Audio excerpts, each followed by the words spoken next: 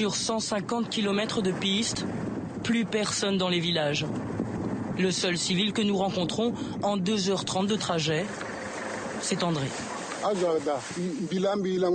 Les autres sont cachés de l'autre côté du fleuve, là-bas.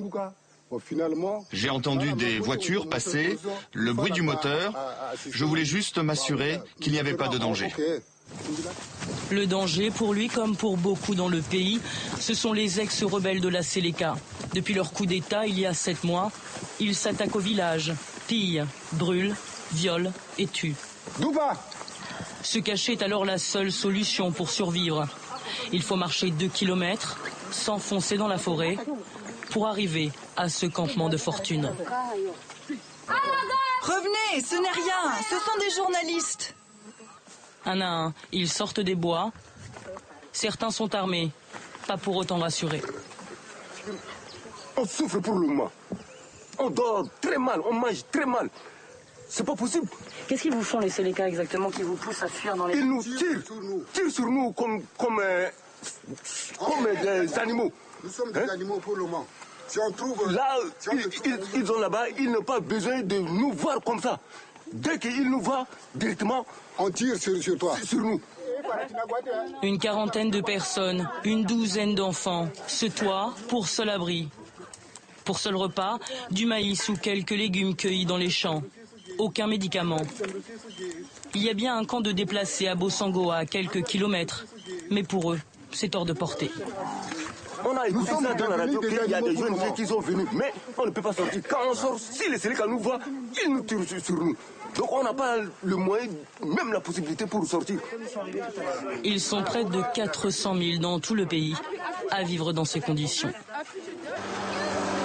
Et ceux qui parviennent à prendre la route atterrissent ici, dans la cour de l'évêché de Bosangoa. Mais leur sort n'est pas beaucoup plus enviable que dans la forêt.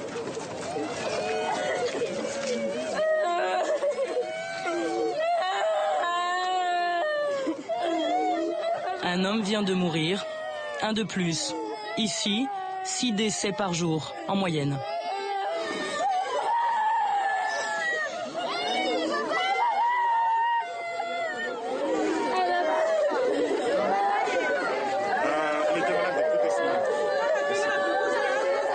Mort à 42 ans, des suites d'une simple grippe qui se répand parmi ces 39 000 personnes entassées ici, dans la promiscuité, dans des conditions sanitaires déplorables. Nathalie, elle aussi, est prise de ce mal. Sa mère en est morte 3 jours auparavant. Je n'ai pas la force d'aller à l'hôpital de Médecins sans frontières. Les ONG passent, mais ils ne viennent pas nous voir. Ils n'ont pas le temps de nous visiter. Nathalie a perdu son mari dans les violences. À sa charge, sa grand-mère et 7 enfants en bas âge. Ce matin, pour le petit déjeuner, cette casserole d'haricots à l'eau. Je n'ai pas reçu de ticket de ration, je partage avec les autres. La semaine passée, Médecins sans frontières lançait un cri d'urgence. Il faut plus d'humanitaires sur le terrain, davantage d'aide. En attendant, Nathalie remet son sort entre les mains du Dieu, qui est le sien.